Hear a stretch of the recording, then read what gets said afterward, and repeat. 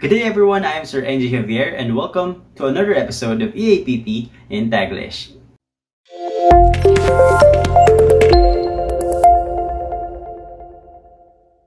Previously, we discussed the language used in different academic texts. Pinag-usapan rin natin ang 4 features ng language sa academic text, ang formality, objectivity, explicitness, at caution. At this point, we will dig deeper on what an academic text actually is. Ang pag-uusapan natin ngayon ay ang structure of academic text.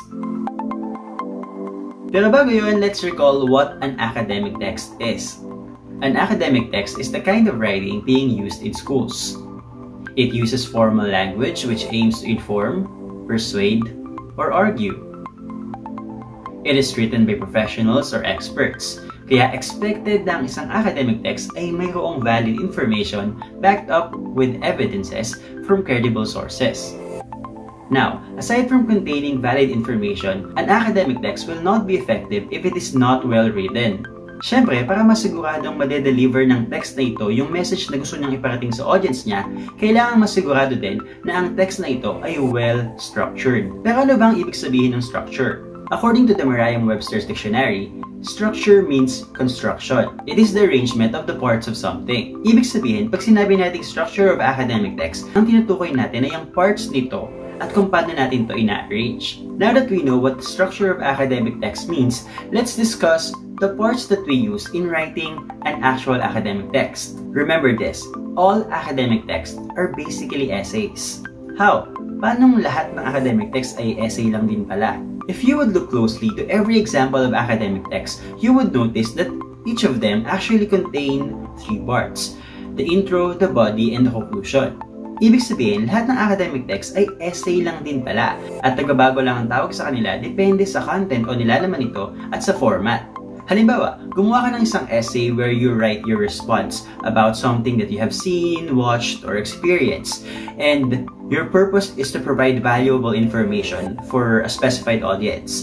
Then, you can say that your essay is a reaction paper, which is an example of an academic text. Another example is when you write an essay and you carefully enumerate there your arguments about a debatable issue, and then you put there valid evidences from credible sources. Then your essay becomes a position paper. Muli, lahat ng academic text ay basically essay lang din. Since alam na natin na lahat naman pala ng academic text ay basically essay lang, ang unang structure ng academic text ay didiscuss natin ay ang structure mismo ng essay ng introduction, body, at conclusion. Since we learned writing essays, bata pa lang tayo, we were always taught that the essay has 3 parts: the introduction, the body, and the conclusion. At ang bawat parts na ito ay may kanya-kanyang purpose para ma-discuss ng malinaw ang topic ng essay mo. Let's briefly talk about these parts and how they function in your essay. First is the introduction. From the word introduce, the introduction aims to provide the audience a background of what the topic is. Tandaan, the introduction is essential because it will set and prepare the minds of the readers before they actually read the body, which contains your major points about the topic. Ibig sabihin, ang introduction ang magbibigay ng prior knowledge sa readers mo para mas maging comprehensible sa kanila ang magiging discussion ng essay mo. Halimbawa, ang topic mo ay juvenile delinquency. If you begin your essay with the body right away, meaning you discussed your thoughts about juvenile delinquency immediately, pwedeng hindi maintindihan ng readers mo kung ano bang tinutukoy mo. Kaya mahalaga na may introduction ka para mabigyan ng information ng readers mo at mas maintindihan nila fully ang topic ng essay mo. Ngayon, paano ba gumawa ng introduction? Marami actually techniques sa paggawa ng introduction. If you wish to learn more about these techniques, you may watch this video after our session. The second part is the body. After giving your readers a hint of what the topic is, pwede mo na ngayong discuss ang topic mo through the body. Ibig sabihin, the body aims to discuss the topic elaborately. Dito mo isusulat lahat ng major points mo about the topic. Ano ba yung pinakagusto mong sabihin about sa topic na to? O ano bang gusto mong iparating o iwanan sa mga audience mo? And the body is expected to be the longest part of your essay because it discusses everything you want to say about the topic.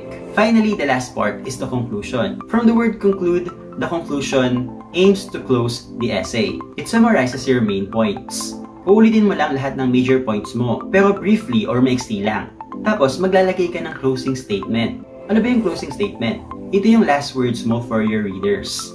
pwedeng patanong o lesson or moral na gusto mong iwanan sa mga readers mo. Ngayong senior high school students na kayo, dapat matutunan nyo na kung paano sumulat ng essay na hindi lang 3 paragraph na intro, body, and conclusion.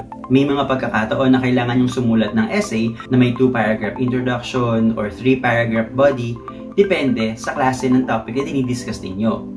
Again, kung gusto nyo pong matuto kung paano makakapagsulat ng introduction, body, and conclusion gamit ang iba't ibang technique, maaari ninyong panoorin ng video na ito after ng session natin. And I'm telling you, marami kayong matututunan dito, lalo na kung nahihirapan kayong gumawa ng essays. Now, aside from the introduction, body, conclusion structure, meron pa tayong isang structure ng academic text na mas complex. Ito ay ang IMRAD. The IMRAD stands for Introduction, Methods, Results, and Discussions. Maybe some of you have heard about this format, but the IMRAD is used for research writing. But we will be discussing this briefly because we will have an in-depth discussion of this in your practical research 1 and 2 subjects later on. Now, if we will compare the IMRAD format to the introduction, body, conclusion format, this is how it goes.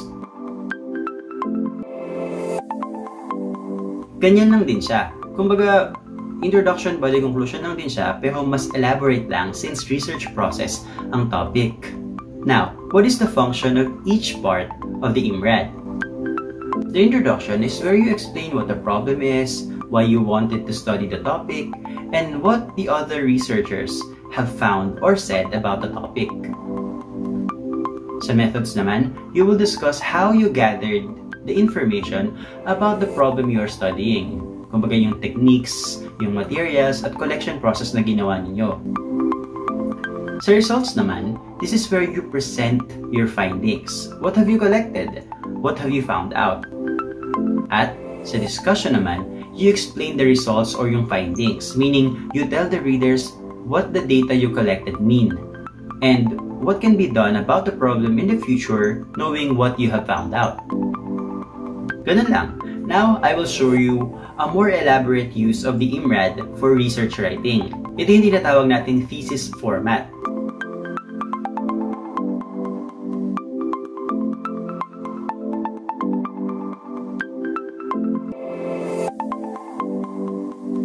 Once again, the structure of the academic text simply means the construction or the arrangement of the parts of the text. We have the introduction, body, and conclusion format, and the introduction, methods, results, and discussions or IMRAD format. And that's our lesson for this session. Thank you for staying with me until the end of this video. Once again, please subscribe to our channel so you'd be updated of our next uploads. I am Sir NJ Javier, and this is EAPP in TAGLISH.